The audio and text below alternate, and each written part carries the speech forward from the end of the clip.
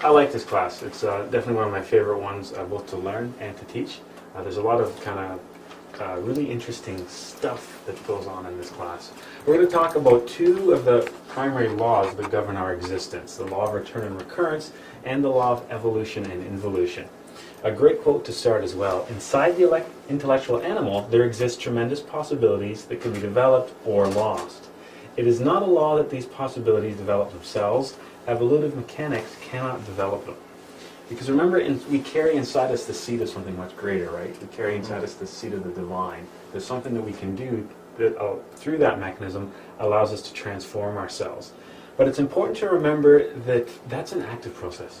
And this ties into what I talked about during the first class. Change is not a passive process. It's not sitting around waiting for something to happen. It's actively going out there and pursuing that change, living that change. And that's what I mean here, that there's no law that says sitting around doing nothing, suddenly you're going to awaken consciousness. This is something that must be pursued in the same way that, sitting around doing nothing isn't going to turn you into a great pianist. You're going to have to go out and do something and learn to play the instrument, practice, and all that kind of stuff. This is the same thing. The idea being that the human race in general, it might be evolving, so to speak, in a physiological sense, in what our bodies are doing, but as far as a spiritual or talking about the level of the consciousness, there's nothing that's happening to evolve that. If anything, it's going the other way. It's going through the process of involution or degeneration. That's what's happening at a spiritual level. And of course, we know the intellectual animal is really the unawakened human being, the human being that hasn't reached their true potential. The idea being that we haven't awakened that spark of the divine within us, so there's not really much that separates us from the rest of the animals wandering on the planet. The only real difference between us is we have the intellect, where animals just act on instinct. So let's have a look at the law of return. The law of return simply states we come back to the physical world to be born again in a physical body. Okay, the idea being that this is not your first time round on this planet. This is not your first trip on this planet, so to speak. When you die, you come back. That's really what the law of return is talking about. That's okay. The law of return, then, is the return to the womb. It's reincorporating into a new human organism. That's actually what's happening. The idea that when we die, we come back. The death is really just the beginning, death being the beginning of the new life, and the return is the return to the womb, reincorporating into a new human organism, staying once again in this physical plane, in the realm of the physical world. What is it that actually returns? This is an interesting question, because you remember that going back to the second class, the human being is composed of three things. What were the three things? Give me one.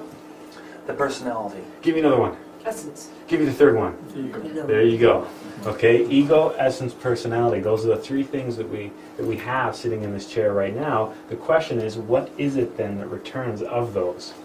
Well, what we can know is the essence and the egos is what returns.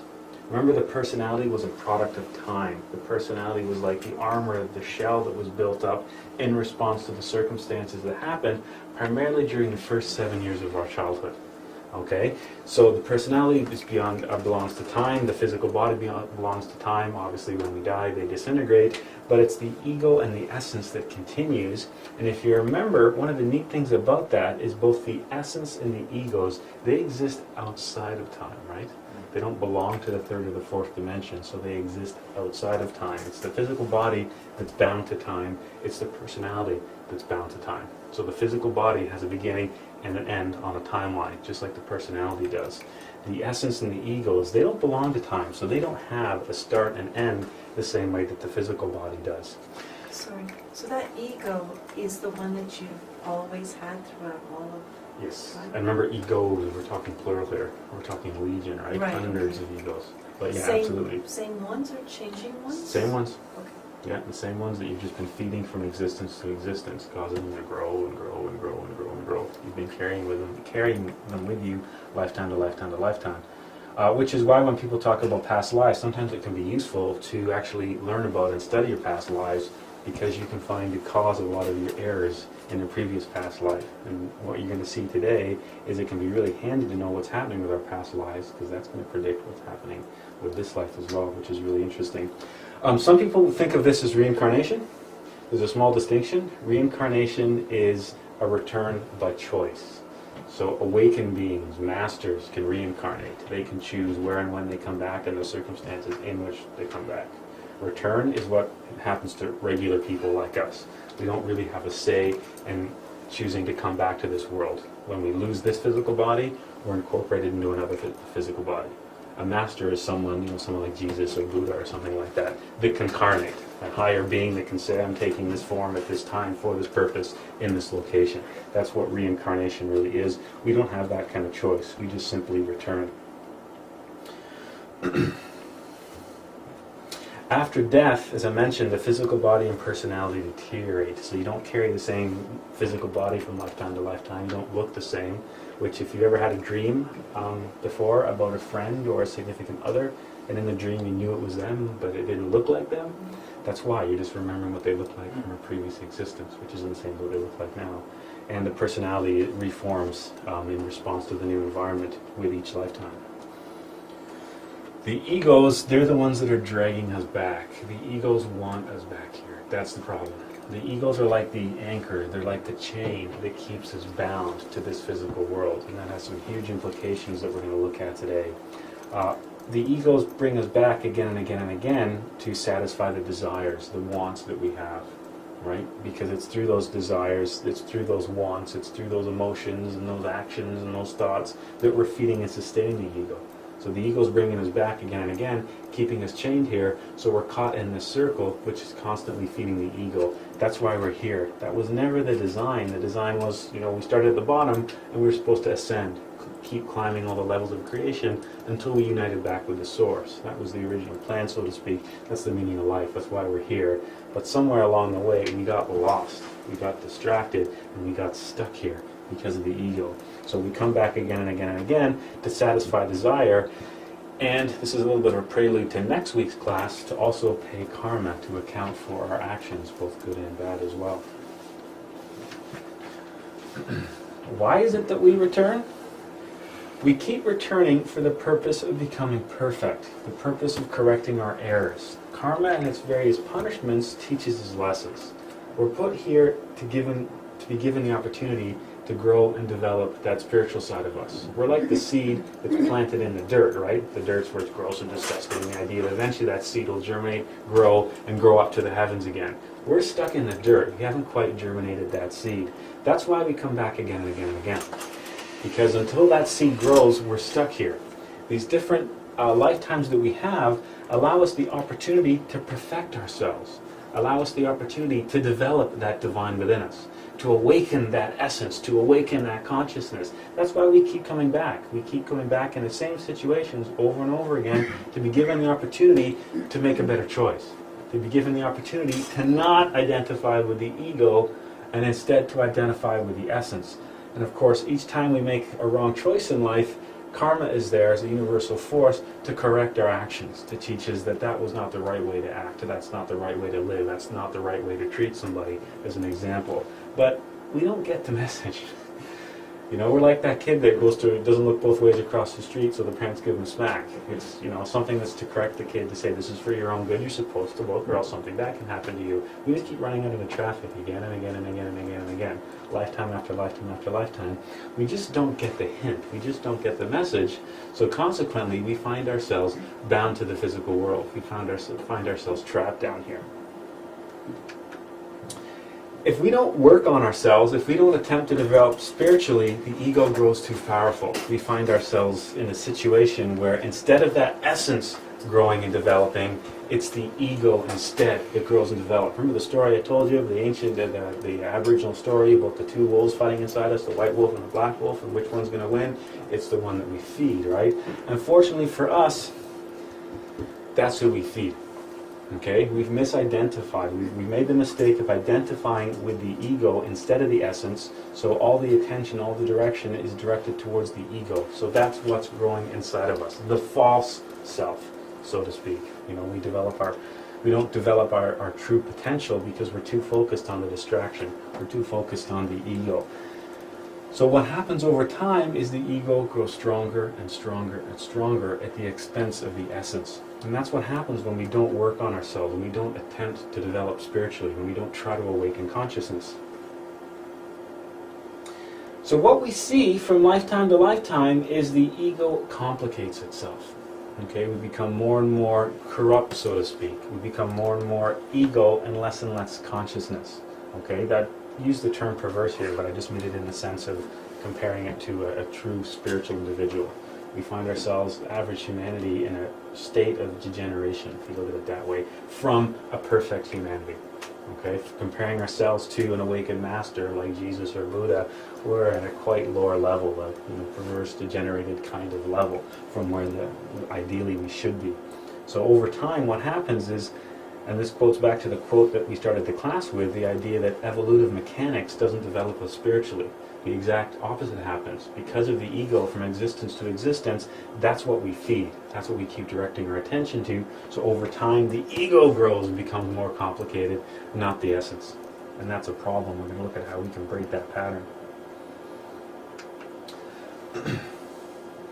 Now, this is an interesting concept. We return only so many times. We have 108 lifetimes. And there's some significance to this number, which we'll talk about much later. 108 adds up to 9, which is a bit of numerology there that we'll explain at a much later date. Essences who conclude their 108 lives without eliminating the egos, without incarnating the higher self, the soul, they enter the infernal regions, which is where the concept of hell comes from. So we'll be talking more about that today as well. If you've ever seen a statue of Buddha, this guy up here, they usually have a necklace with 108 beads on it. That's where the 108 lives come from. And oftentimes that necklace looks it's a bit scary because it's 108 skulls, each of the skulls representing a human lifetime. Okay? So the idea being we were that seed planted in the ground, and each lifetime is an opportunity for that seed to grow.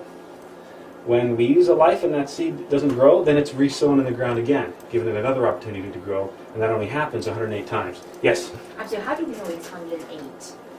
How do we know it's 108? Yes. Well, going back to that number I mentioned earlier, it's kind of like, I don't want to go there fully, but there's some Kabbalistic significance behind the number 9, right? And where this comes from, that comes from... 81? That's up to 9, too. Because this comes from Buddhism, the concept of 108. I don't want to get too much into numerology right now, because it's like you want to say what you can't say without jumping into a bunch of other stuff. But, so trust me on 108 for right now. Okay, that will be revealed at a later date. See, that means you want to come back, right? It's like a cliffhanger. So you've got your 108 lives without eliminating, essences who conclude their 108 lives without eliminating the egos, without incarnating the soul, they basically enter into hell, for lack of a better term. And we'll expand more on that concept actually later today. Okay, so the seed's planted in the ground, if it doesn't grow, it's resown a total of 108 times. Nothing happens after 108 times, the seed is literally thrown away. It's basically too late for the plant to grow. And we'll explain why that happens today as well. It's a big class, all kinds of stuff. Except numerology. So that's different than the Christian idea that at the end of each life you either go to heaven or hell. Yes. Yeah, Very that's... different. And also the idea that you're saying without incarnating the soul. Okay, I'm a little confused because I thought we incarnate 108 times. No, okay, just to back up, because that's actually a good point. Christianity is unusual amongst the world's various spiritual schools in that Christianity was unique by saying, hey, you already have your soul. You just do what I tell you, and you get to keep it. Most of the other worlds, the soul, or world's religions, the soul was something that had to be earned. It was something that you had to get. It was something that you had to grow and develop in yourself. That's the process of incarnating the soul. Okay.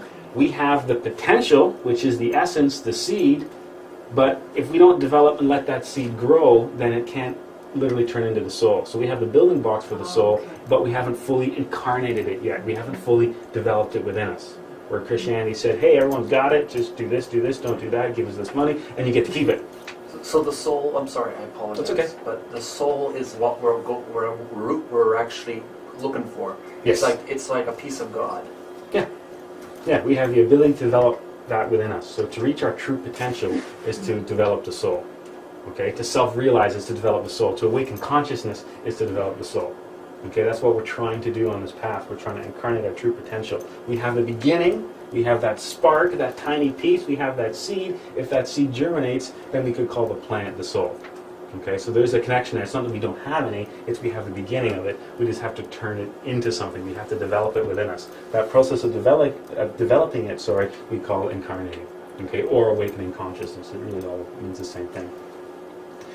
So speaking of this 108 lives, the strange thing about that is where we are right now in humanity, almost all the essences occupying this planet have currently almost reached that level. Okay, so the point we are in humanity, and this ties into some classes we'll talk about later, almost everyone walking around right now is really close to having this counter take over. Which, yeah, which the time is running out. And why I'm telling you this is because sometimes when people see 108 lives, they go, oh, I got lots of time then. I'll just, take it easy this one, and I'll maybe get it the next time around. That might not be the case. Most people, given the state of this current humanity and given changes that are occurring that are nothing to do with 2012, don't even get me started, they're close to turning that over. Okay, we're getting close to reaching that level. So you have to kind of think of it this way, that time's running out. It's not like we have the luxury of perhaps wasting another lifetime. Because you'll see today, one of the interesting aspects of the law of recurrence is because you're sitting here, you've been sitting here before. Because you're interested in studying spiritual things, you've done this before, and obviously you haven't worked hard enough because you're still here. So, yeah, maybe 107 times. So this is the one where you're going to I'm really going to give it a go this time. I'm really going to make a go of it this time. But I get what you're saying there, but without getting into other stuff, is but certain essences are being manipulated and other things are going on that sometimes are involved in this part of the scenario of 108 lives and their essences. Yeah, that's a possibility. There's other things besides that. Why we're not reaching that level? Yeah, because all kinds of other influences. there's likely more than I can think of, but I'm thinking of one. Yeah, there's lots of different influences for sure as to why we wouldn't self-realize. But what's also interesting here is that if you're saying all essences have almost completed their cycle of existence, why aren't there new essences being... Like if we were created at one time to be an essence... Oh, okay. More foreshadowing, right? Stay tuned. Come back next time. It's frustrating, isn't it? Because you have all these questions and I want to tell you everything. But I have we want to know. You want to know everything. But yeah, there's all kinds of... And that's the great part of some of these classes, and especially some of these early Phase A classes. It is just spawned so many questions and so many things to think about and so many things to reflect about it, and it has all these implications. Yeah, it's pretty exciting. Okay, so return was we die, we come back again. Most people think of that as reincarnation. Slight differences. Reincarnation is for the awakened masters. The poor saps like us, we get returned. Okay? Why do we get returned? Because we never develop what we're supposed to develop. We stay stuck in this physical existence. We stay stuck in time because of the ego. Okay? The idea of 108 lives is basically telling us that process isn't indefinite. It only happens for so long before another process kicks in. And that process is the idea of basically the infernal regions, hell. And we'll talk about that later today as well. Okay? So we die, we come back, but only so many times. Okay? The idea being too that you have a bunch of times to do that, but probably not anymore. Because you're getting really close to the end, so it's time to think about actually, doing it this time and making a difference. And that brings us to the law of recurrence.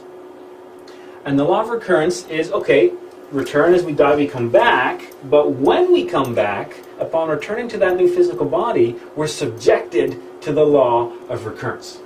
Okay, so return, we die, we come back, but when we come back, what we do and what happens in that life is governed by the law of recurrence.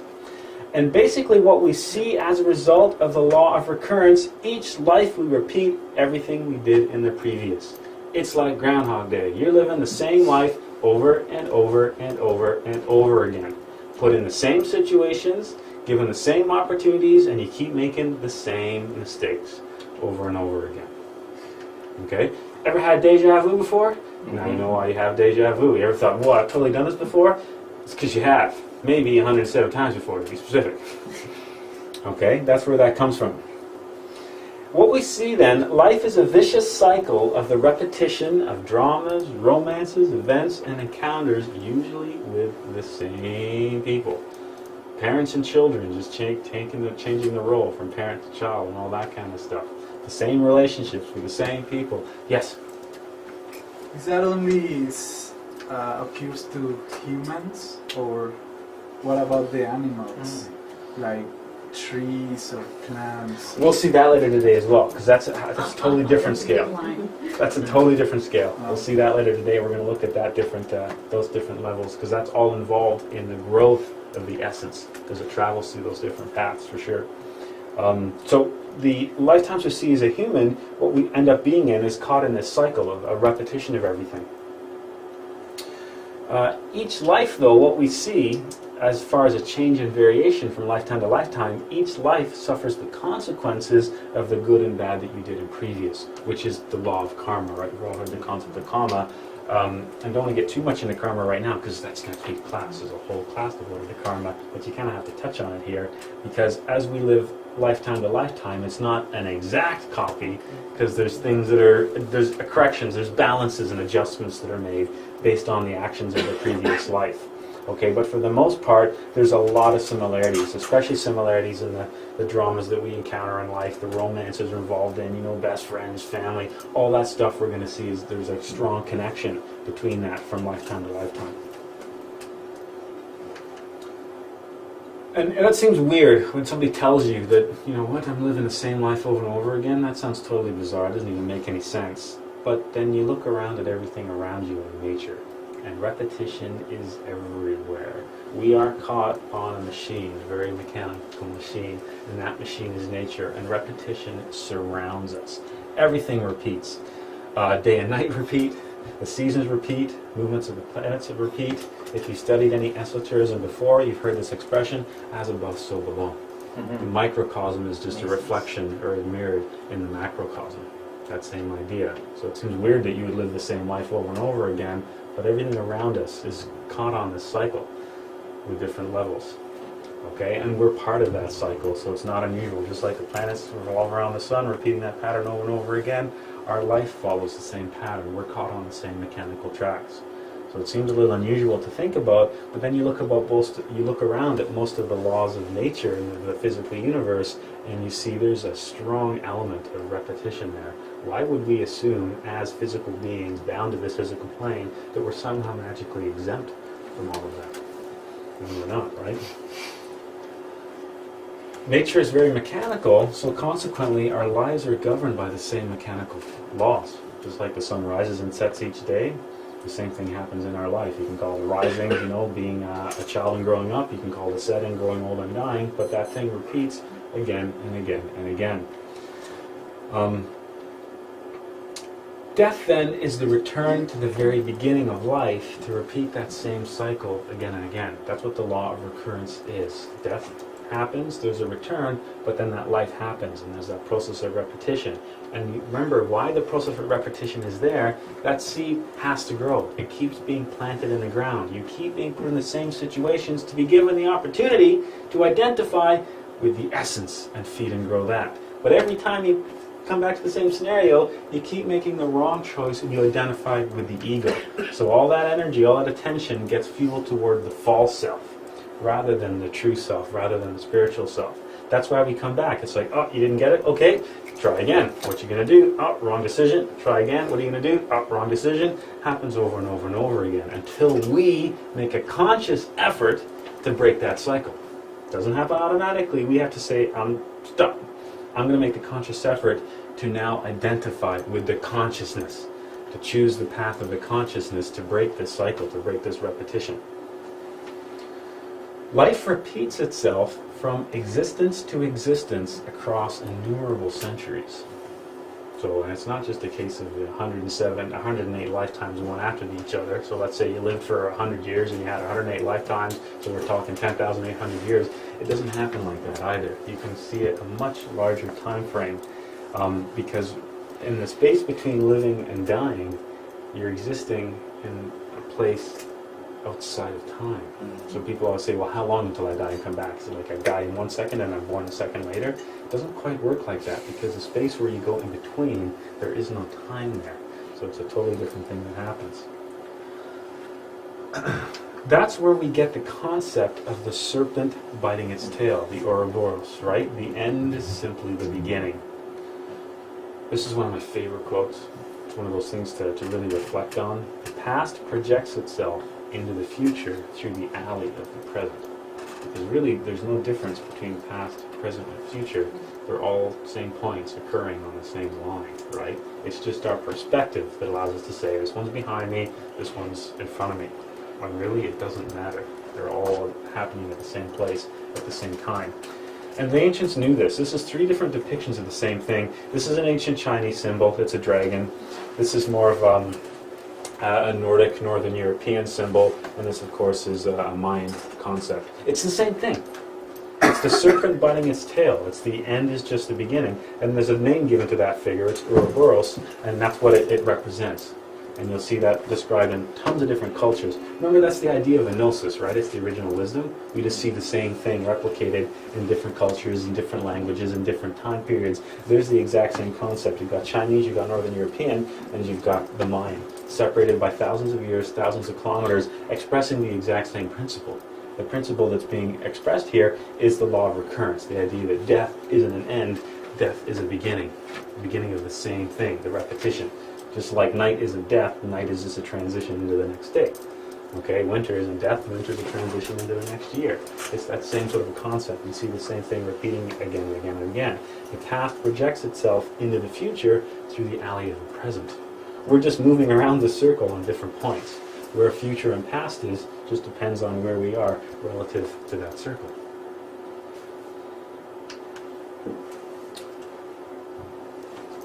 When we undergo the process of recurrence, so when we come back and we have a new life, a way to think of it, life is like a movie that we carry along with us after death to project once again on the screen of our new existence. So when we die, it's like stop, rewind, play again. That's what's happening over and over again. Okay? You can think of it just like a movie, the idea that there's a script we carry with us for existence to existence that says these are the events that are going to happen. The egos are the actors in our movie. Okay, so think of ourselves as, think of our life like a movie, all these different events. The egos become the actors in our movie. The egos play the same roles to act out the same scenes. Okay, and this is kind of an important concept to understand because it shows us the role of the ego in the various existences that we have and reinforces the idea why it's important to study the ego and to work towards eliminating the ego. Okay, so it's when we die, it's stop, rewind, play, and the whole thing happens once again. The ego's becoming the actors in our movie, playing the same roles in the same scenes. For example, let's use just a simple thing to illustrate this. If in a past existence, let's say at age 25, a man has an affair with a woman. In his new existence, at age 25, the same ego that had been waiting will seek the woman out again. Likewise, the ego in the woman seeks out the man to live out that same scene, so those two egos can feed themselves. Whether it's egos of anger, egos of lust, whatever's happening in that situation. So the egos are constantly drawing us back into the same situations, okay, to live out the same thing again and again. Okay, the egos in this case being the actors, the ones that are directing how the scene's going to turn out. Let's look at another simple example. Two enemies who fought to death at a particular age will seek each other out in a new existence at the same time to repeat the tragedy again. Okay, the idea that we're caught in the same tracks, going through the same motions lifetime after lifetime after lifetime. Put back in the situation to be given the opportunity to make a better decision, to not identify with the ego. Okay, like let's say, for example, with this one, let's say it's something that, you know, happens in every city every weekend. It's going to happen downtown. So two guys go out and they have too much to drink, and one guy looks at the other's girlfriend in the wrong way, and one guy gets jealous, so they fight about it because they're, you know, jealousy and drunken anger and that kind of stuff, and somebody gets stabbed or dies or something like that. Okay, each of those, or both of those guys had the opportunity to not identify with gluttony, which caused them to drink, to not identify with jealousy, to not identify with anger. But each time they keep making the wrong decision, identifying with those egos, which feeds and sustains the egos, and at the expense of the essence, causing them to be caught in the same scenario again and again and again. And then nature puts them back in and says, okay, other opportunity, because you have to grow and develop this essence. That's why you're here. That's what you're supposed to do. So once again, are you going to make the right choice? No? Okay, let's try this another time. So we end up getting caught on this cycle running around the same tracks again and again and again. We carry that movie within us. And that sounds almost fate-like, doesn't it? You're thinking, wait a second, if I've got this script, that's like, oh, that means that my whole life has been mapped out before me. If you don't awaken consciousness and don't study yourself, yeah, it is. Your whole life is mapped out, and it's going to be the same thing that has happened before. But remember that phrase that hung above the temples in Greece? Gnosis, know thyself? Because one of the keys to doing that is to understand the ego. Because if we understand the ego, if we instead become conscious, then we get to rewrite that script. Okay, so don't take this the wrong way and assume, well, everything, it's just fate, it's just destiny, no matter what I do, I'm bound to live the same life again and again.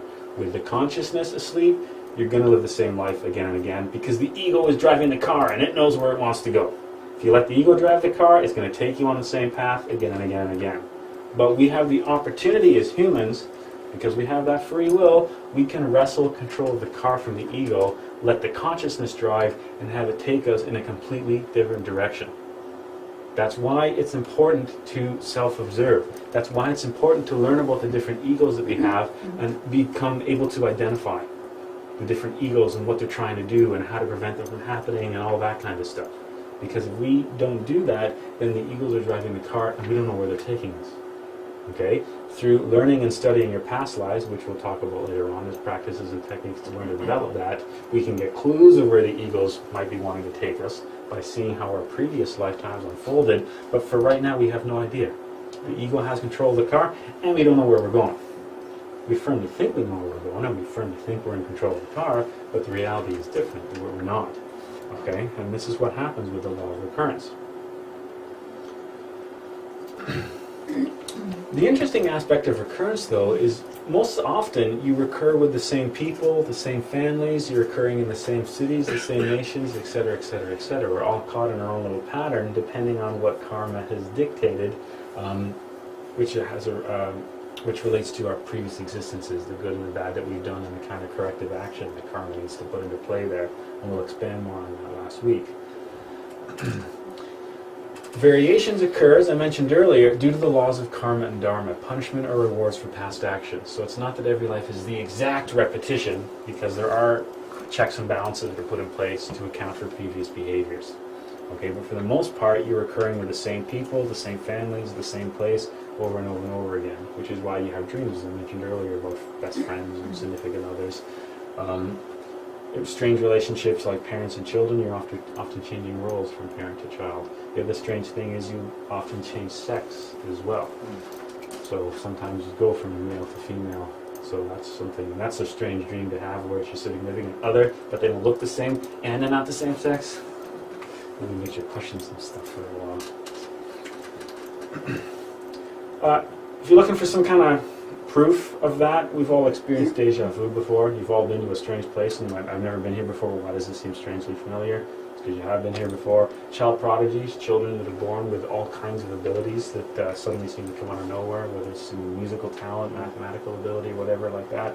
And remembrance of past lives. One of the neat things about compiling a dream diary is you dream about your past lives quite regularly. And by studying your dreams and keeping track of them, over time you're slowly able to assemble past lives. Yes? Just a quick comment in agreement to what you're saying. I watched a news report of this young lady.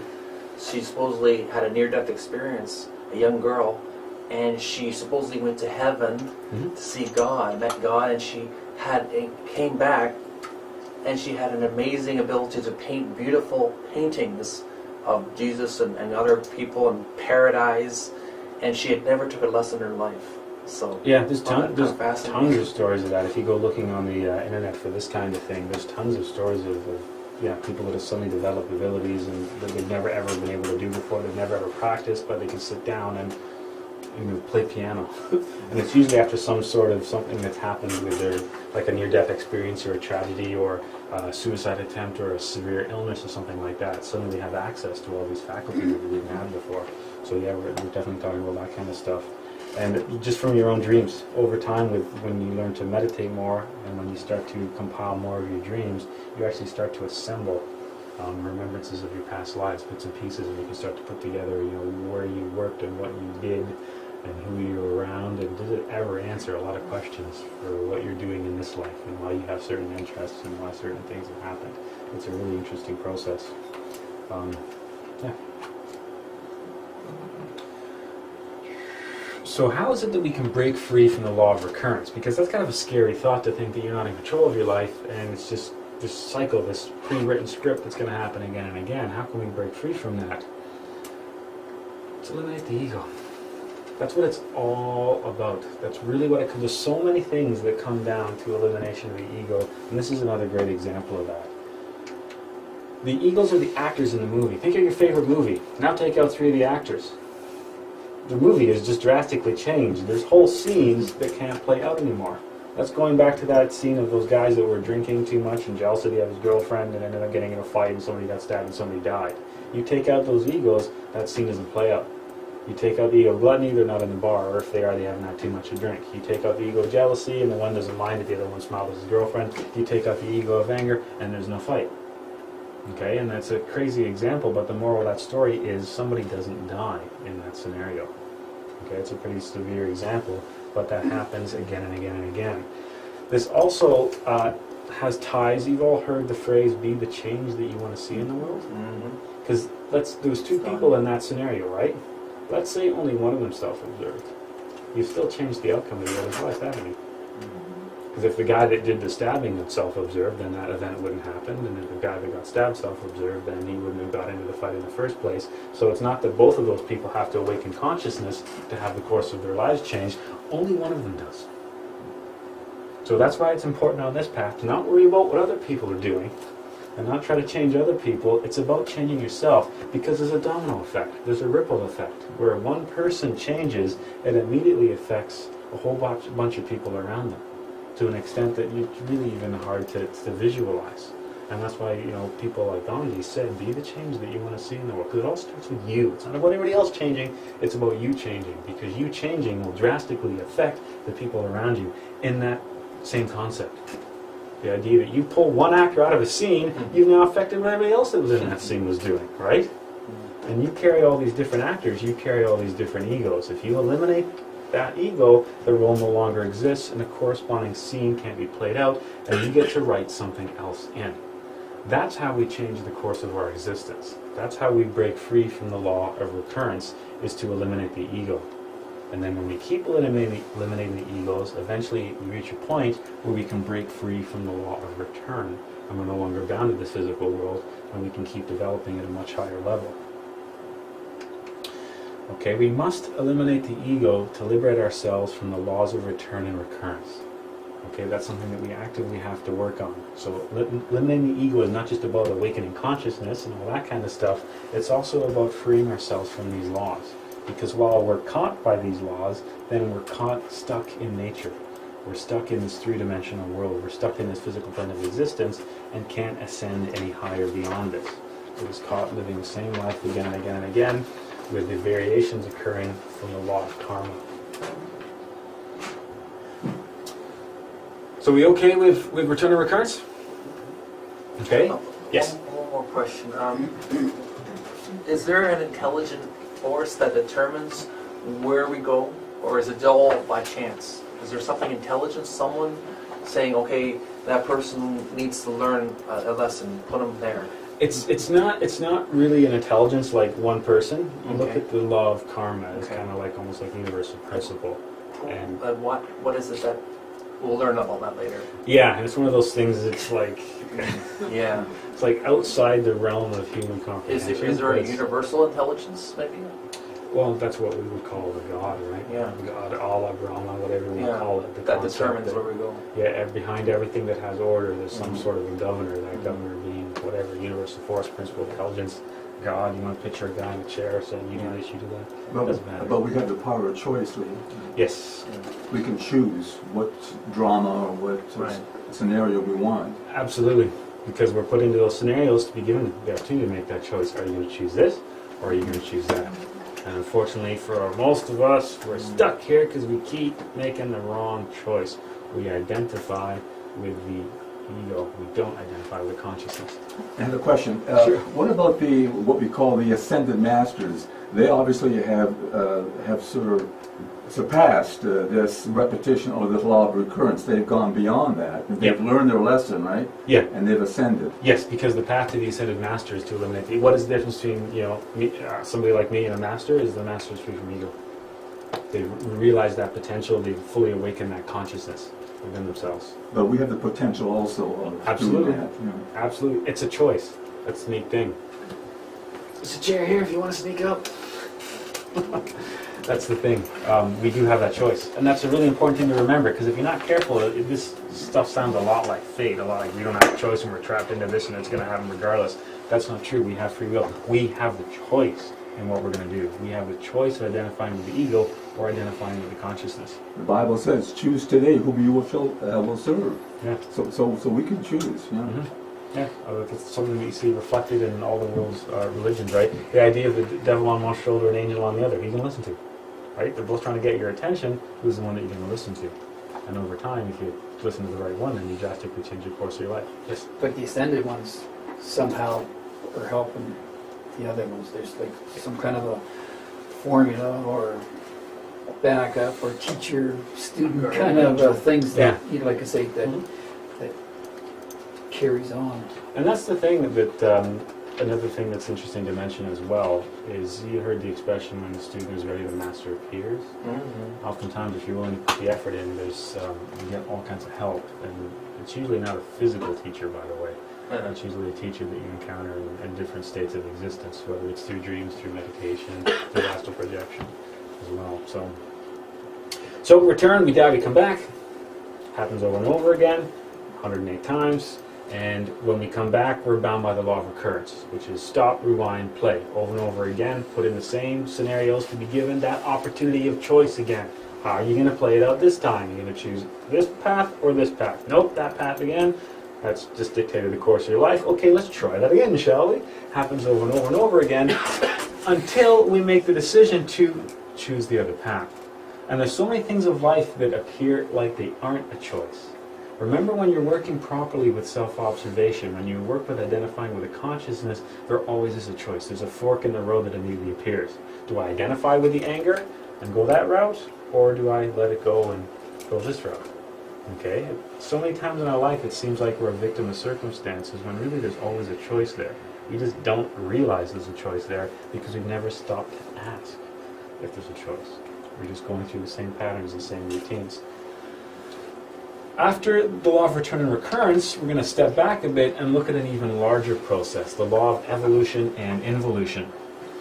So in addition to the mechanical laws of return and recurrence, we're also subject to the law of evolution and involution. And during the first few classes of where we are right now in Phase A, we spend a lot of time talking about the different laws governing our existence. Because a lot of the suffering that we encounter in life is as a result of not understanding all the different laws that are affecting our existence. So many times we find ourselves going against the flow, so to speak, because we don't really know all these different laws that are governing what we're doing. And evolution and involution are an example of another set of larger laws affecting the outcome of our life and lives. We see the force of evolution present in the seed that germinates and grows into a plant, but then we see involution present when the plant ages, withers, and dies. What goes up must come down, right? We see that surrounding us. The law of evolution and involution are everywhere. They're two stages of the same thing. It's one of those laws that you can't really deny. It surrounds you everywhere. It's governing your own life. It's governing the physical world around you at different levels. The law of evolution and involution is something that we see everywhere that we look. The whole concept of what goes up must come down.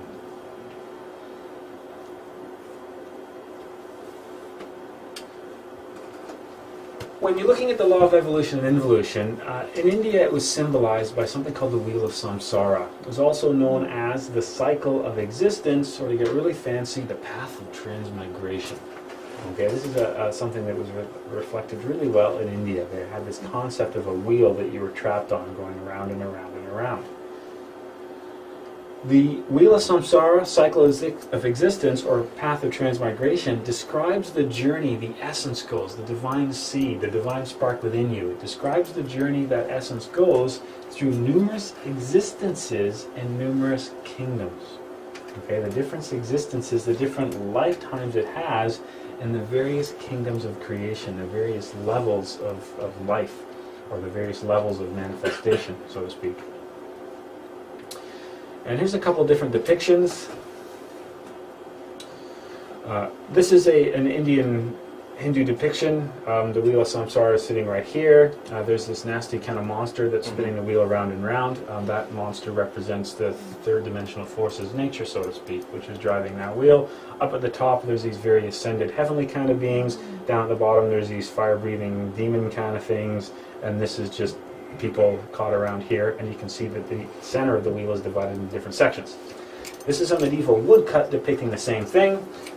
Here there's an angelic being that's driving this wheel, and you can see that there's people that are going down. The one at the bottom's dressed all in black. Then there's people coming up, and the one at the top is dressed in armor with this sword and this cross globe thing there.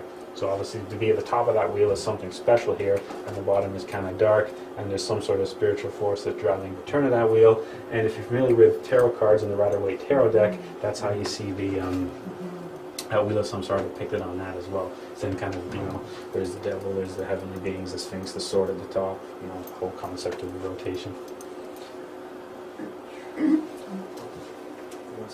Oh, sorry. It's all right. The involution and evolution, are those, do those affect, they would affect both, but is that specifically for the individual, or is that for a whole collective species? It happens at all kinds of different levels. So Okay. yeah, as a whole collective species, you're governed by that as well. Okay. It happens. It's one of those things that just keeps, you step back, it just keeps magnifying itself. So you can get out and then hopefully get off before your whole species is on a Yeah. collision. The idea being that we want to break free from Or that. out of that kingdom. Yeah. Okay. The wheel then is describing the path of the essence. It's describing the different levels of existence, the essence you carry within you. That transmigration is, think of it as a travel across, okay? It's literally the growth and development of your soul. That's actually what the path of transmigration is describing. That's what the wheel of samsara is describing. The journey that the essence you carry within has been on. When you look at it this way, there's different levels of existence. They're typically broken down into 4 different kingdoms. You've got the mineral kingdom, the plant kingdom, the animal kingdom, and then the human kingdom. So what you see is the essence begins at a lower level. It begins in the mineral kingdom, evolves to the plant kingdom, evolves to the animal kingdom, until finally reaching the human kingdom. So yes, you have been animals, plants, and rocks before. Wow. Which is a really strange concept, but everything had the essence then. If you look at it from this perspective, the essence is just simply the animating principle behind all things. Right? People say, God is everywhere and in everything, because everything has some form of a life force. Everything has some form of an animating principle. Definitely animals have a life force. Definitely plants have a life force. If you look at a rock and you say, well, a rock's not living, it's just at a much slower time frame. But that rock had a beginning and has an end. That rock went through a period of being formed and developed and all that kind of stuff, which is really weird to think about, but nonetheless it happens. So your essence, what you carry within you, the life force that you carry within has been recycled many times before. That essence, that life force you carry within has spent times as the elementals of the rocks, plants, and animals. Okay? People know animals have spirits, right? The concept of, spirit guides, and that's essences of animals. Okay? How did ancient people know about healing properties of plants? Because they're able to communicate with the elementals of the plant. Yes? I'm just curious. You got my imagination going. Is that what many Celtic mythology and other mythology in Denmark and Norway talk about fairies? Yeah, absolutely. This is your fairies and your gnomes. Flying and your, girls yep, with wings. Yep. Elves. That's what we're talking about. Wow. Yeah, that's what the ancient people would see, and that's what they would represent those as. I forgot. I would think of it again. Okay. So the essence spends time as elementals of rocks, plants, and animals, which is Oh, that's right. Do these, let's say, an elemental, or a rock, or a mineral, or a crystal, does that have an astral being? Yep. Okay. And that would correspond to what he was talking Yep. about? Okay. Cool. And these are things that you can communicate on, and that you can actually get in touch with, and that you can contact. Okay. That's why the saying is God is in all things and God is in everywhere, right? It's the same idea. And that's why many indigenous people said that that rock has a spirit, that river has a spirit, that tree has a spirit, that animal has a spirit, and you can communicate with these spirits. Yes? It's the same thing as the DNA. They say where we got DNA that's the same as the earth and all the fabrics of other life. And Yeah, absolutely. Absolutely. That's what people, we're all the same, because we all carry the same life force. And if you're having trouble imagining soul and essence and consciousness, just think of it as the animating principle behind all things. It's the source of all life, right? And life happens at different levels. Yes, there's human life, but there's plant life and there's life happening at different levels all around us. And that's why we see the ancient cultures making comments like that.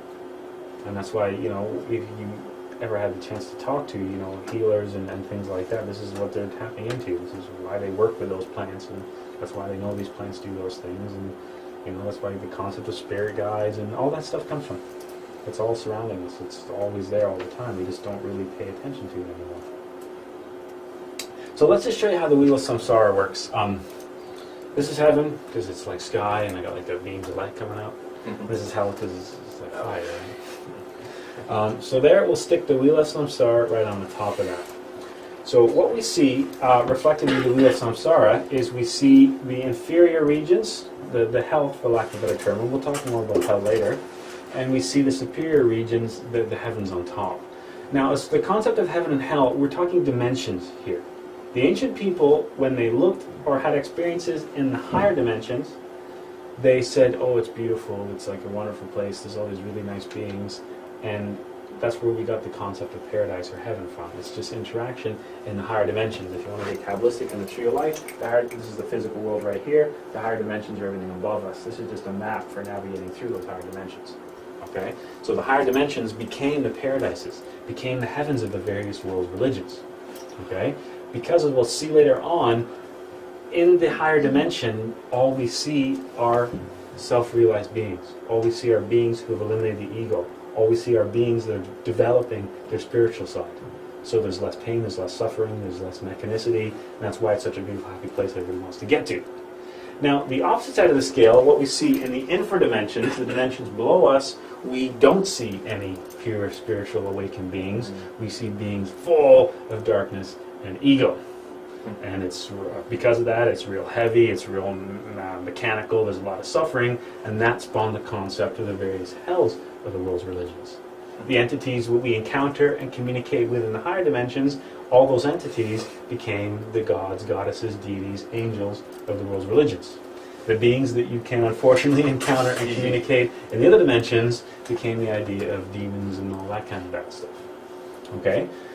So the wheel of samsara is situated between the higher dimensions and the lower dimensions. What we see on one side is the process of evolution. Okay, that rising as we go from a lower region up to a higher region. On the other side of the wheel, starting with the mineral kingdom, you can think of that as basically a little bit of a level, a little bit of a step up from hell. We always think of hell in the center of the world, right? Lava and all that kind of stuff, which is where minerals are formed, oddly enough. So we start down there in the mineral kingdom. So our essence, our soul, right up here at the top, this is basically God, for lack of all things. Okay? And then what happens is, this is the great ocean from which we're all pulled, and a drop of that great ocean is taken and planted right down there, okay, in the mineral kingdom. The idea being that growth and development should have been this path that traveled all the way back to the source until we reunite from where we came. Okay, so that seed is that essence is first planted in the mineral kingdom. And that essence was supposed to undergo a continuous state of development, traveling from level to level to level, stepping up through all these little circles that you see here. It's supposed to travel through all these levels of existence until eventually it merged itself back with the source. Okay, reunited with God, for lack of a better term. Remember, you got to think of it like this. It's like God created creation and then wanted to experience it, wasn't able to experience it him or herself directly, so send a little part of him down there that would come back up and bring all that experience back to him or her or it or whatever you want to think of that. That was kind of the idea. So we start down here in the mineral kingdom. Your essence spends time developing the mineral kingdom until it finally graduates, so to speak, and then transitions to the plant kingdom. From there, it goes up into the animal kingdom until eventually it reaches the kingdom of human. That was supposed to continue, okay? Because the next step after human is angelic. Remember, there's this thrones, dominions, cherubs, angels, archangels, all that kind of stuff. That just describes the different beings that dwell in different states of existence. So those were levels, just like you have mineral, plant, animal, human, and it was angel, archangel, cherub, dominion, throne, all these other different levels of existence. Okay? So this was supposed to be a ladder that climbed all the way up. But something happened right here. Okay? The interesting thing, when transitioning from animal to human, there's really one thing that separates humans from animals, and that's the intellect. And with the intellect came free will. Animals do what they do instinctively. Plants do what they do instinctively. Minerals do what they do. There's no free will there. Okay? But when we reach this level, the thing that changes is there's suddenly free will. And that gave us the ability to choose. And unfortunately, that gave us the ability to choose wrong. Okay? When the essence falls into the human kingdom, it becomes distracted. It becomes distracted by want and desire and falls for the illusion of the physical world, and that gives birth to the ego. So when we reach this level, we get trapped by the ego. And the ego is like an anchor. It weighs us down. So rather than traveling up to the next level, which is angelic, we can't get up there while we carry the ego. Think of a Christian concept, substitute ego for sin, it's the same thing. You can't get into heaven while you're full of sin, right? That was the same idea. You can't get up to this next level while you carry all this ego. This is where we have those 108 lifetimes.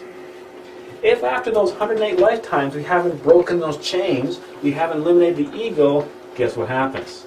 The process of involution kicks in and then drags the essence back down the other way. This is nature's recycling program.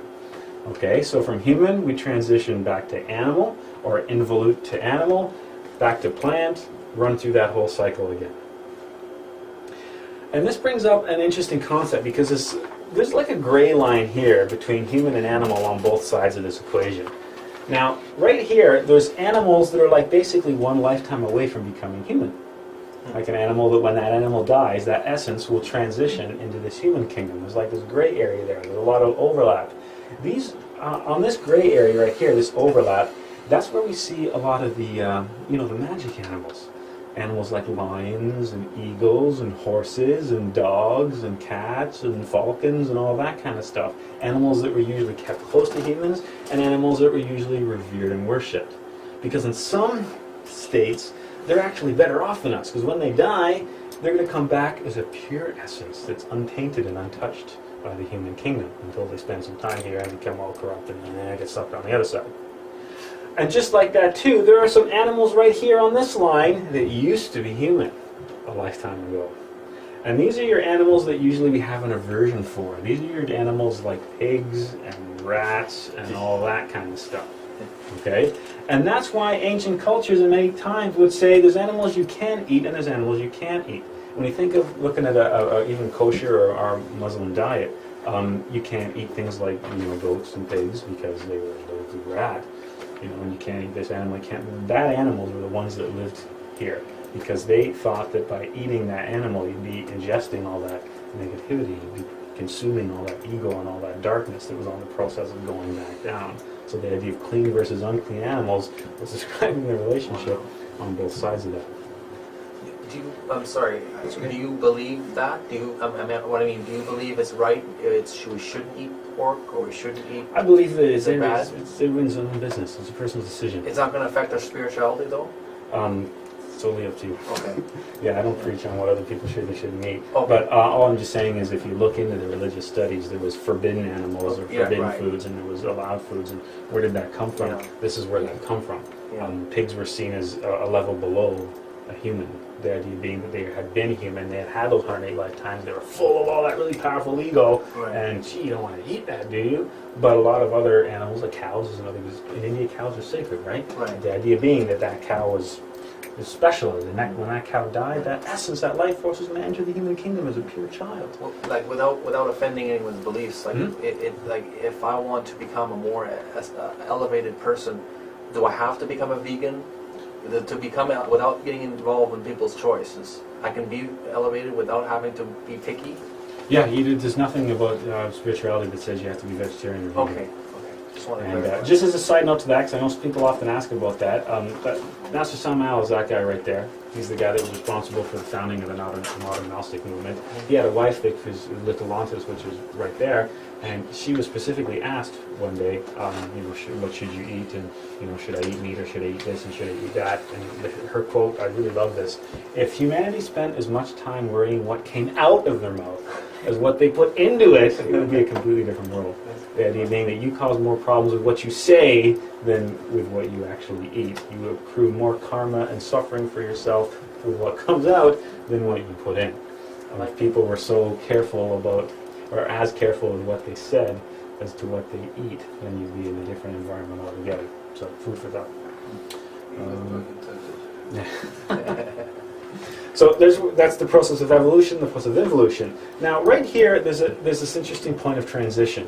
And what we call that the point of revolution. Remember that woodcut where that armor, that knight was sitting there with the armor and his sword?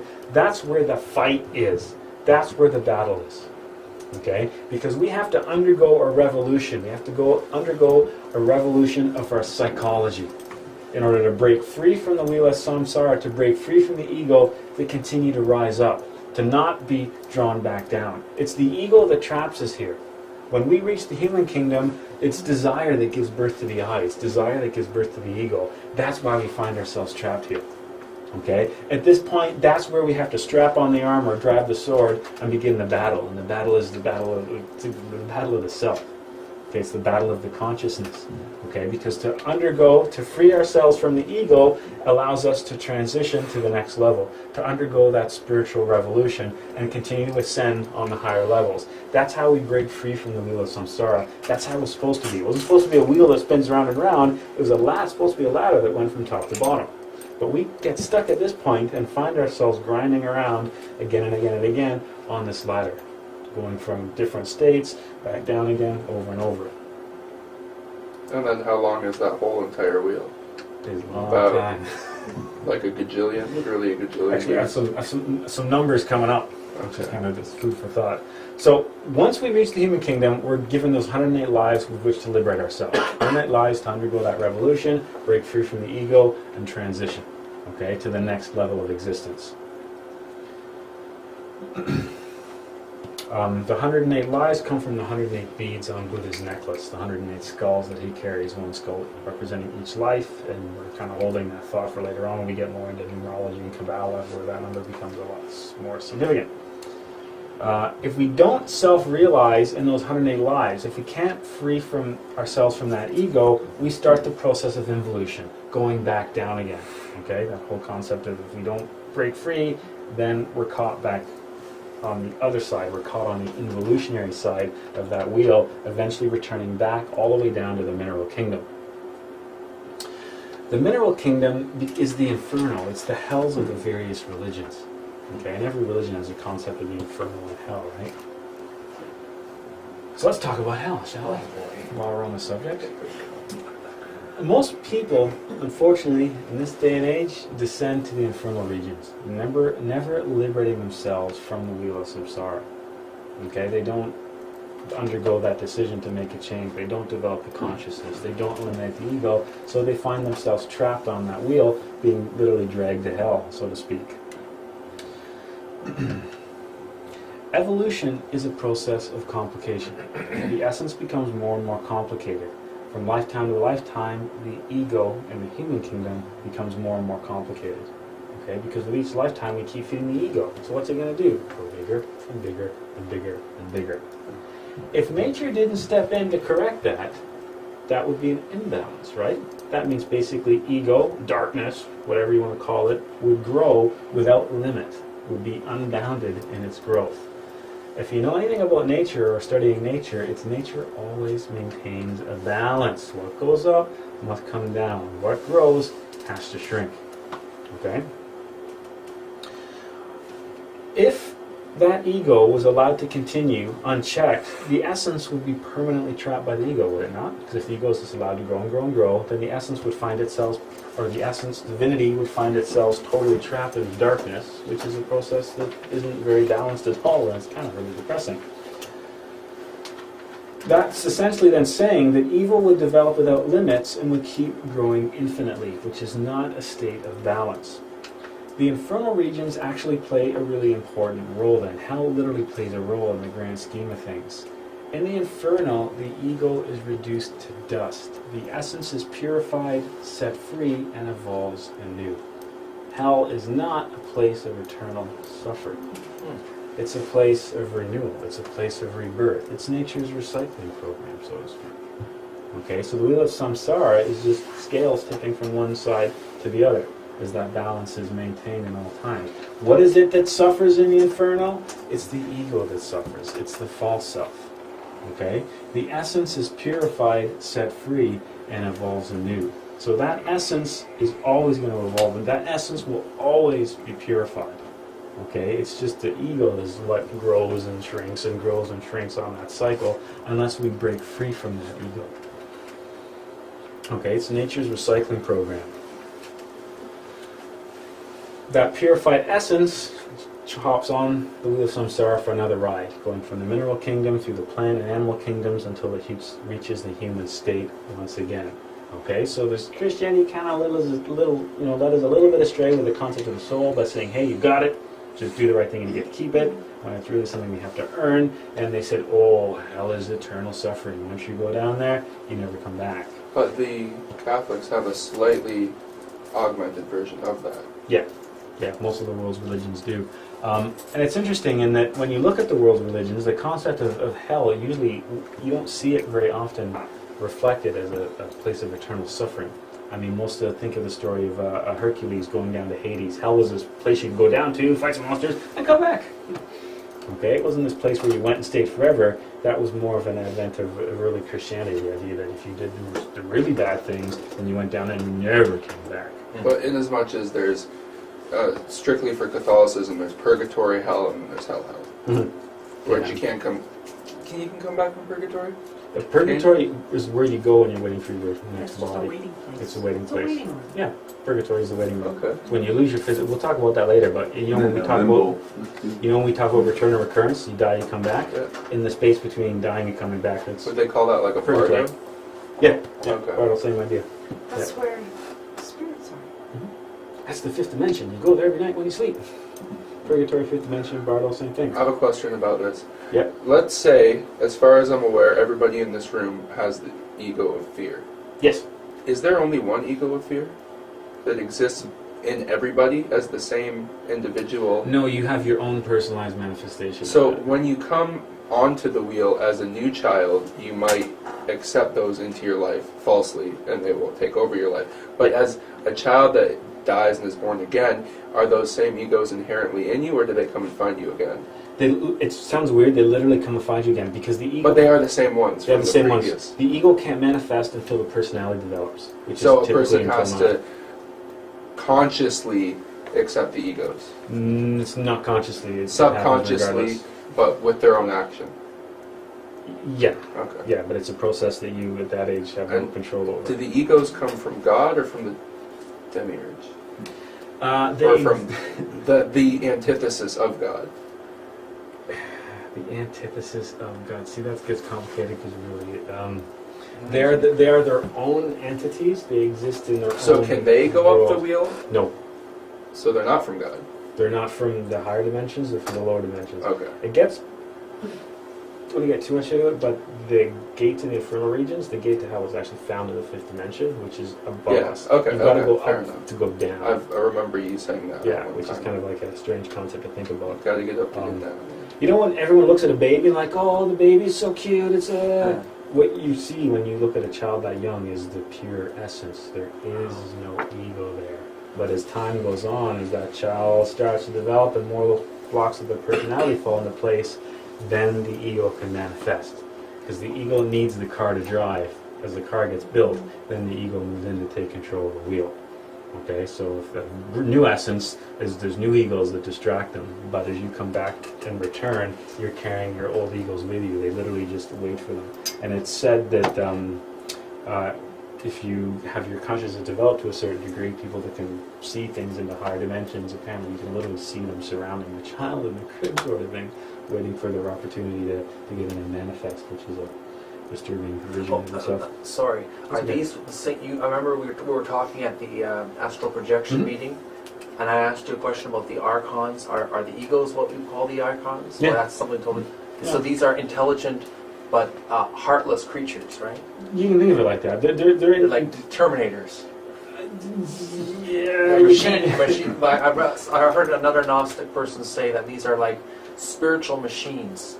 They have Kind no of. no soul, no heart, no compassion, just pure intelligence. Yeah, and they just want to manifest for a particular reason. They want that particular energy, and they do whatever they need to do to get Exactly. that. So you want to look at it that way, And we robotic, can kind see of people heartless. having these attributes in prices of power. Yeah, They're Yeah. very cruel. yeah. But you have to like think of them as not as like beings or creatures or anything like. They're not like that. It's just an intelligence. It's just a level of intelligence. They don't have a physical body, so to speak. It's not like they're things or anything else like that. They're just intelligences. We've all feel them. We've all been under the influence of anger and all that kind of stuff. That's the one that most people can easily identify with. That is an ego. Yeah. Leo, speaking of egos, I think there's some disagreement as to what constitutes an ego. I have a hard time understanding the ego as being an entity, whereas others' teachings say that an ego is our character, is our personality that we develop.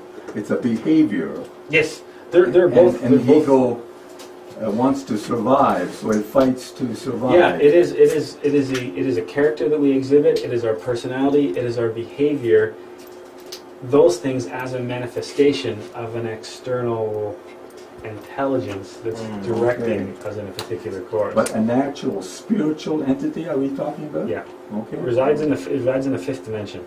Can't which is- see it here. You can't see it here, and they don't manifest directly in this dimension, but they influence through us. So when you're angry, you're feeling the influence of anger. Remember, we're like marionettes, we're like puppets dancing.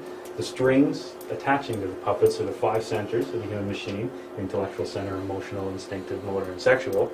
And the puppet hand way up top here, that's the ego in the fifth dimension. That's influencing us, so to speak. It's not like they manifest here, it's not like they do things here, they just influence through us. So, excuse me, is this where some religions get the idea about demons and Satan, the devil, and all these things? They're actually talking about those egos, aren't they? Yeah, the angel on your shoulder was your consciousness, your higher self, the divine side. The devil on that shoulder was the various egos. Do this. No, don't do that. That's that eternal battle that we're caught between those two polarities. Caught in a pull this direction and a pull that direction. The pull towards up and versus the pull towards But down. isn't that the part of the life is to get to the fourth and then to the fifth dimension? Like that's our steps that we're supposed to, our purpose. Yep, is climb that ascend. ladder to ascend, but Yeah. we got distracted at the lower levels and totally forgot that we were actually on a ladder and think that this is the be-all end-all and this is what we're caught up in. And when we get into stuff later on, it's really interesting to see that everything you see before you doesn't even really exist. And all this external stuff doesn't exist external, it's all in your head, it's all internal. So we'll get more into that later on. Yeah. So often we think that people, let's say in this culture or this place, who are insecure, who have self-esteem, have self-confident issues to deal with, that we see that as negative. But it almost seems like that's a good place to be because that opens up the possibility to... Yes and no, because you can have an ego that feeds on that as well. You can have an ego that feeds on self-loathing and feeds on low self-confidence, and you have egos that feed on feelings of worthlessness and despair. Just like, we as a culture polarize certain egos, and we say this type of ego is very beneficial because it allows you to get really far and acquire lots of money and assets and stuff like that, and this ego is not so good. And don't forget that of all things, being proud is good, right? But don't forget, pride is one of the seven deadly sins. We think of gluttony is bad, and lust is bad, and anger is bad, but we forget about pride. I think if you're observing yourself, you could probably use those attributes of yourself through your stronger willpower to work on things like meekness as opposed to wimpiness, or as opposed to shyness, which could be fear, could be other things, and you could Yeah, it's kind Yeah, of it's all, they're all just interesting thing. manifestations of the same thing. Someone who had a lower self-esteem might be more open to changing and developing versus somebody that was, imagine a high-powered executive earning $1 million a year. Try telling him that he's got issues about his personality and that he's imperfect and that he needs to work on himself.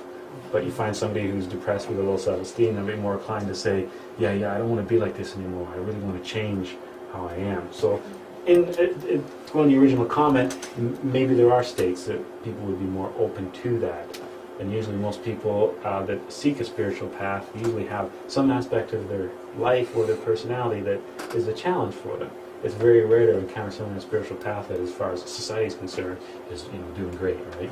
It's usually people that are had that reflection that there's really something more change, something I'm not happy with, and that inner drive to change comes from that essence, right? So speaking of hell, Excuse me. oh, But it seems to me that the ego is actually part of evolution. Because if you didn't have ego, what are you going to evolve off or from? Like evolve. So it seems that like what you said. So yeah, it's definitely a counterforce. Like I said, you see in nature, there's always, imagine a pendulum swinging. For every left, there's going to be a right. There's always counterforces to oppose other forces that are in place. So yeah, to a certain extent, it's acting as a counterforce to that process of evolution. But isn't free will evolution, and ego is a product of free will? Ego being a product of free will. Okay, so Yeah. ego, would ego still be an attribute of evolution? It's not a direct result of evolution, but as far as we're concerned, it's a part of it. It's something that we encounter in or during the process of evolution. It's a counteractive, or it's a compulsive or an opposite force to the process of evolution that we encounter, that we have to eliminate or break free in order to continue on that path. It's like, think of magnets, right, having the pulling forces. We're trying to go up, but there's an equal opposite pull going down. There's a struggle, there's a revolution to break free from that pull to continue going up. If we give into it, if there's an equal, if we came up, there's an equal pull to come down. It's that revolution that's required to break free from that to transition to the next level. Okay, because there's different states of existence happening on different levels, and there's always these key points where you have to break free in order to rise again. And we're at one of those apexes right now in the human kingdom, where we can break free and then travel the next set of existence. And we won't get too much into it, but that's basically where we are right here. But that happens again at different levels of existence. It's not like once we've broken free from the human kingdom, it's smooth sailing all the way to the top. Yeah, no. We encounter different points along the journey as well, where we have to break through once again. Okay, but we're at that point where we have to make that break, because if not, we end up back down in the infernal regions. Speaking of hell, so the ego has to be dissolved. It's either dissolved in the inferno as part of the mechanical process of nature, so it's either literally burned away in hell, so to speak, freeing that essence, or we can choose to break free from the wheel of samsara and voluntarily dissolve our ego now. Sooner or later, we're going to face what we call the second death. The second death is the death of the ego. We have a choice. We either do that now consciously at the top of that wheel of samsara, so we can simply transition to the next level, or we have to wait to be dragged all the way back down again, have that ego, that second death occur in the inferno, and then go through that whole process of evolution again, only to be caught up in the ego once more, and then have to go through that whole process again and again and again. The idea being that if we undergo that conscious death here and now, then we can transition to the next level. We can continue developing at a much higher level. The inferno, so consequently, looking back to the concept of Christian hell, the inferno does not await only the evil and perverse, it awaits all those who have lived their 108 lives without self-realization. Right? Because remember, the Bible said, well, you can't get to heaven unless you're free from sin, and being free from sin involves a little more than living a horrible life, but in the last 5 minutes before your death, kind of like absolving yourself from sins and doing some wine and eating a cracker and saying, yeah, finally. It's a process of development, right? It's a lifelong process. So it's not the case of, oh, that hell isn't just for murderers and horrible people like that. It's part of nature's recycling program. It's a way to keep the ego in check and to purify the essence. Okay, so if you don't work on developing your consciousness, everybody goes to hell. Well, I heard too that there really is no hell. It's just that man or somebody in the past made that as hell for the religion's sake of scaring people. Yes. Because hell, like you say, is the name, but it's not really hell. It's like you said, a purification. But Yeah. they make it sound like a real bad place where, again, Yeah. it is, but I- it isn't in a way. So it's not, I don't know how to say it, to scare people. But Yeah, I fear tend is to- one of the things that you got to overcome. Yeah, I tend to make a rip on Christianity a lot. I don't really intend to, but you have to remember that Christianity started as more of a political movement to control people than it was Yes. an actual Yeah. religious expression. Think back to the Council of Nicaea in 300 and something odd, when Constantine, when they decided, okay, we need a way to unite all these tribes and states that aren't getting along. You know what would really do that? A common religion. And since I am the emperor, this is what it's going to be. And that's when they decided on the concept of Christianity. Let's pick this guy Jesus, let's assemble his books together and call it the Bible and all that kind of stuff. And it was more of a political So that movement. gets complicated because you have different Bibles, different people, and then Yeah, I think but it gets I mean, complicated. the control mechanism, because you know, how am I going to get you to do what I say? Hell. In a burden in hell. Excuse me.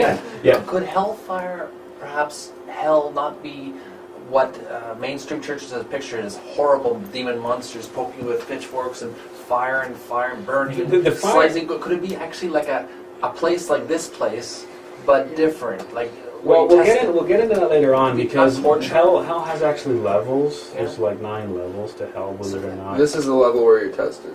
Right. So is there actually torture? That's, yeah. No, we're not like. Is it not the like Buddhist Physical tradition? torture? Not like pitchforks and stuff like that. We'll get into that I think later. we're tortured in the third dimension already. We'll get into that later on. There's different levels of hell. There's a whole class on hell later on. Okay. Right? There's a whole class on that. If you want to get an idea of what it looks like, there was an Italian author many years ago that wrote an awesome map of hell and what it's all about, and that's Dante's Inferno. Right? Dante Alighieri wrote a book called Inferno. Yeah, there you go. He had Paradiso, which is all about what heaven was, and he had Inferno, which is all about what hell was. This is somebody that was taken around and toured these areas and then disguised the esoteric teachings as poetry. So if you really want to know about hell, read that book because it's pretty much spot on. Yeah. I just think it's funny because I don't want to learn about hell. I want to go the other way. Yeah. But I don't want to dwell on the other part. Oh, But by it's- the way, you've already all been there before. Yeah, I wouldn't doubt it. Wow. Have you ever had a Again. nightmare? Yes. That's where you I live. dreamt that was like fire and everywhere. If it doesn't have any kind of nightmare, like when you go to sleep at night, you go into the 5th dimension, right? Yeah. And from the 5th dimension, you can experience the normal 5th dimension, which is the astral state. Or through the 5th dimension, there's the gateway where you get to the lower dimension, and if you're not careful and you wander in the wrong direction, so to speak, you actually end up in hell. And you've had that experience. So the nightmare is that you basically in hell before. You're like, oh, what's hell like? You've been there. Some people go more often than others, but you've all experienced what it's like to be in the lower regions. And later on, as part of the studies, you'll see that you have to descend in order to ascend. I mean, that's a message that's quite strong in Dante's Inferno. He gets shown what's happening in the levels of hell, and then taken up into heaven. And that's the story too with a lot of the world's religions, right? That Hercules had to go down into Hades to rescue the damsel in distress, so to speak. That's a common theme in religion. So that's part of the journey, and that's for much later on. Long story short, don't think just because you're a nice person you're not going to go. Oh, great. Yeah, you have to eliminate the ego. You have to purify oneself. And even the Bible says only those without sin can enter the gates of heaven. Well, remember, sin and ego are interchangeable. Good quote. Every tree which bringeth not forth good fruit is hewn down and cast into the fire. It's right from the Bible for it. The idea being that we're planted. We're supposed to bear fruit in the awakened consciousness, fruit in the soul. If the tree is not producing the fruit, you just plant another one. Why keep messing with the same tree? Okay. This is where we get more numbers. Each essence completes 3,000 cycles around the wheel of samsara with 108 human lives on each cycle. If you're doing your math right now, that gives you a total of 324,000 opportunities for self-realization. And unfortunately, that is not enough for some people. If you're keeping track of numbers, you see that adds up to 9 again. Okay? So this is like a long, drawn-out cycle, right, that happens over a really long period of time. It's interesting to note that no matter what happens, we always go back to the source where we came. There's 2 ways to go, either as a victor or a failure. Either as an ascended, awakened being, or as like a dud, so to speak. New essences that arrive for the first time in the human kingdom fall into many errors. Egos are created and we acquire karma. So as I mentioned earlier, when we come back up, we hit the human kingdom, we're given that free will and all that kind of stuff, and that's where we go astray. That's where we fall into the errors that we find. We falsely identify with the illusion before us, we become distracted, we get caught up in the whole concept of want and desire. That's where the egos are born, fed, and sustained. Desire is what gives birth to the I, want, because we want stuff, right? We want all kinds of stuff. We want not only things like money and cars and houses and possessions, we want control of people, we want all kinds of things. It's really desire that gives birth to the I, and you see a huge component of the ego of greed in there as well. Doesn't matter what you have, it's never enough, right? You're never happy. Question? So this is on the Earth only, or nothing from any other universes or other places that... Yeah, the Earth is the bad one. We'll get into other places later on, but unfortunately, of all the places you could end up, is the bad one. Because I heard Earth is the newest part, when there's other old souls that come in to help us here. And so that's what gets me messed up sometimes. You're talking about all the ones for Earth, but from other... Remember, everything has a cycle, a rise and a fall. So does this planet.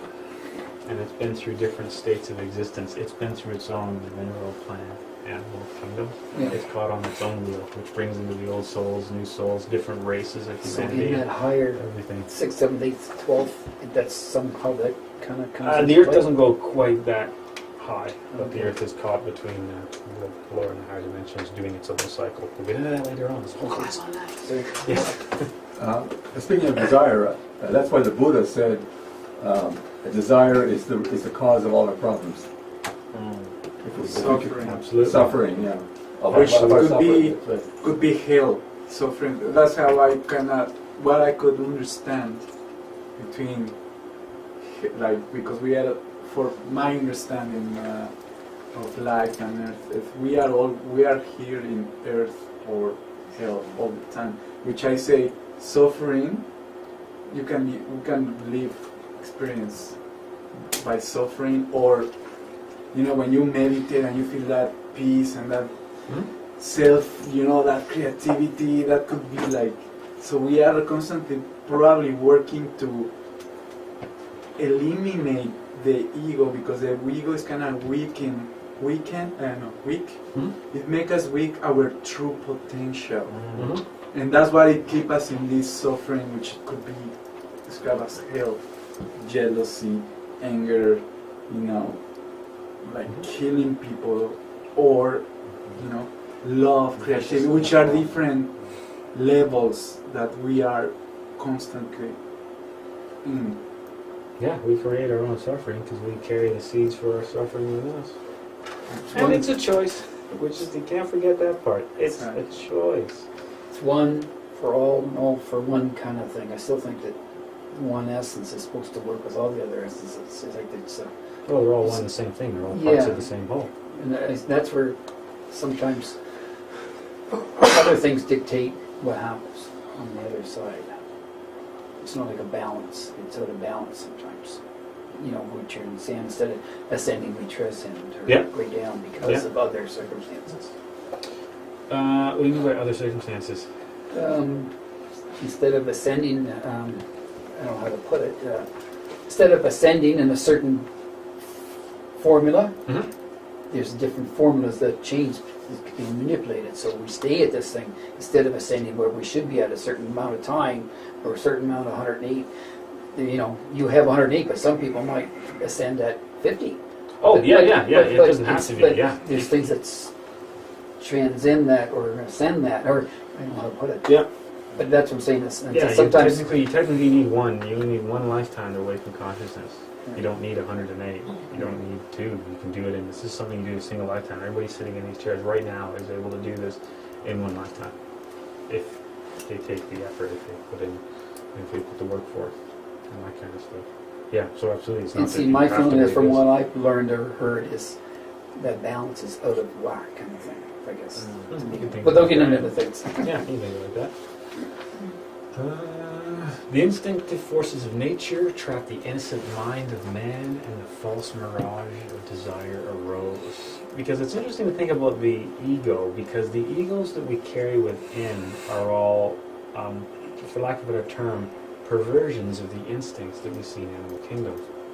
The instinct in animal kingdom of hunger and thirst becomes perverse in humanity and becomes gluttony.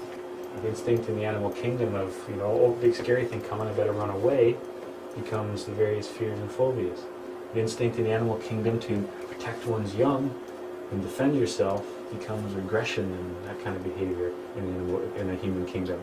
The instinct of, procreating and breeding in the animal kingdom becomes lust and the various things associated with that in the human kingdom.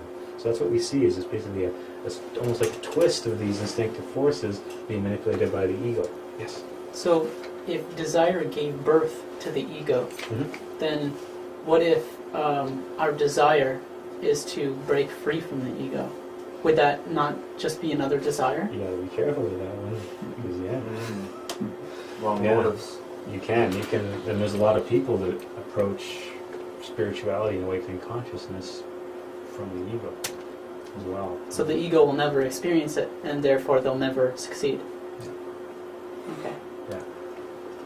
Yeah, but you're right. So you have to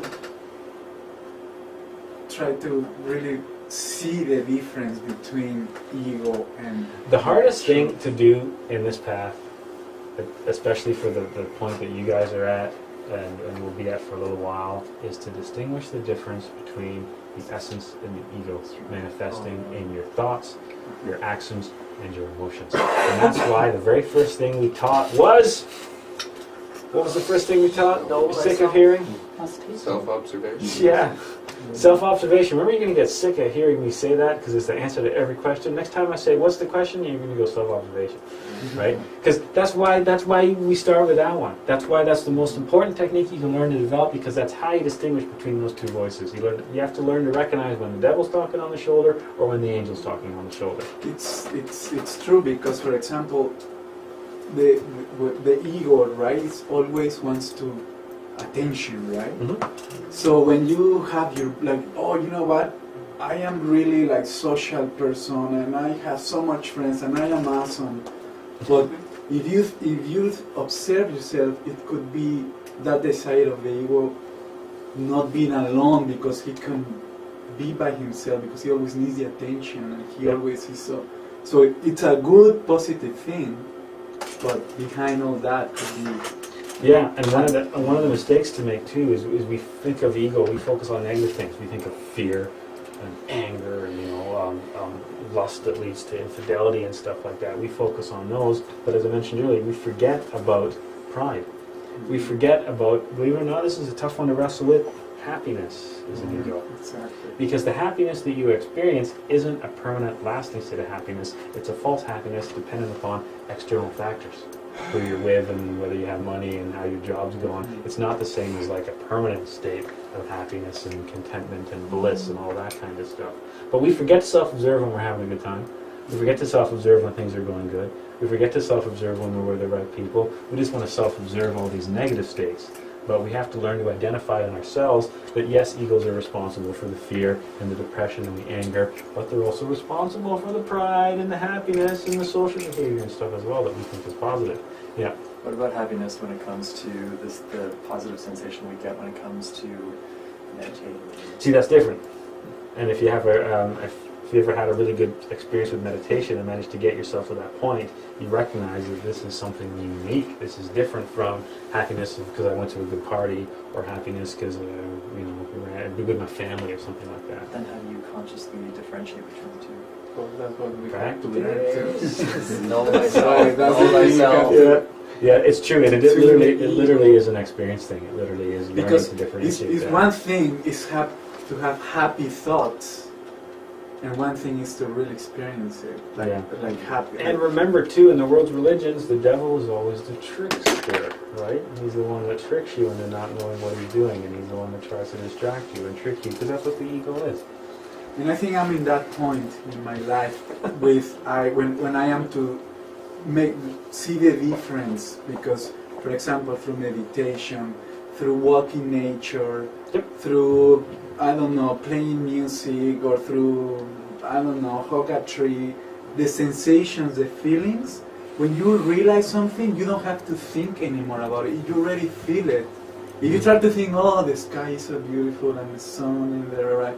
So then that's this, Takes away from is it. that between, you know, it's very, I don't get it, Steve, yet, but it's... And that's the idea behind self-observation, is literally to lend you or lead you to that state where you can differentiate between the consciousness and the ego.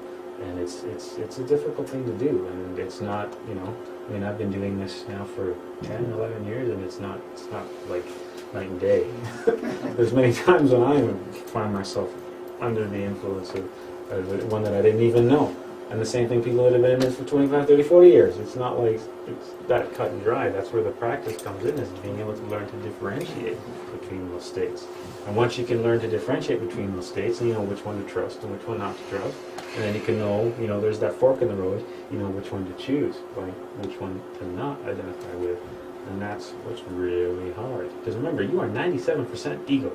That means 97% of the time, everything you're thinking, feeling, and doing belongs to one ego or another.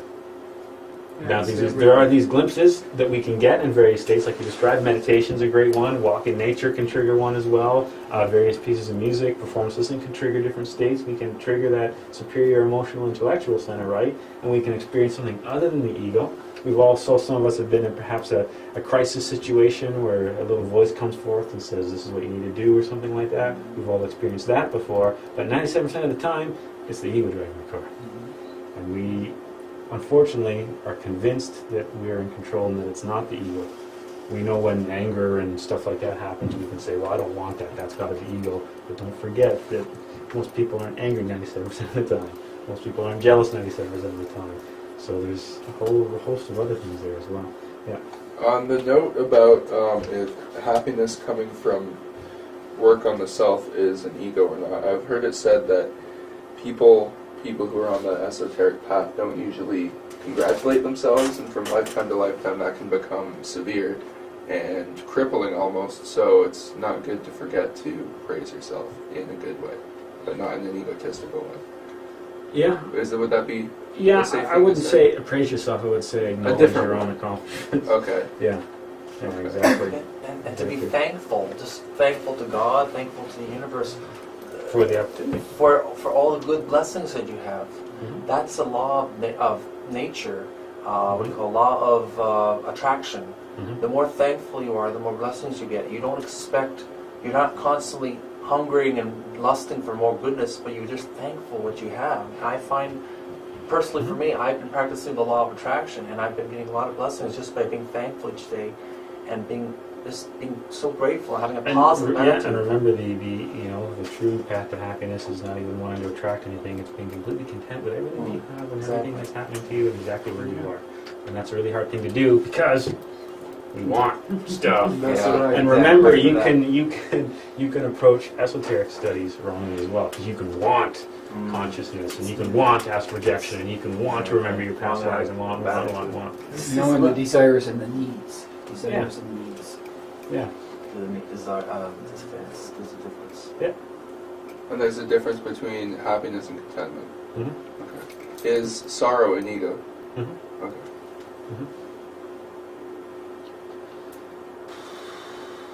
Remember, when the ego comes back, it's satisfying those desires. It's satisfying. It wants that food. It wants to sustain itself on that energy. And we just keep feeding it from existence to existence. So speaking of that revolution, the evolutionary process does not naturally lead us to self-realization. That ties into the quote at the beginning of the class. Self-realization is not an automatic mechanical process. So sitting around all day, it's not like 108 lives, snap your fingers, oh, now you continue on to the next level. Okay, it's something that requires an active change. We must start a revolution against the wheel of samsara. We have to start fighting those forces.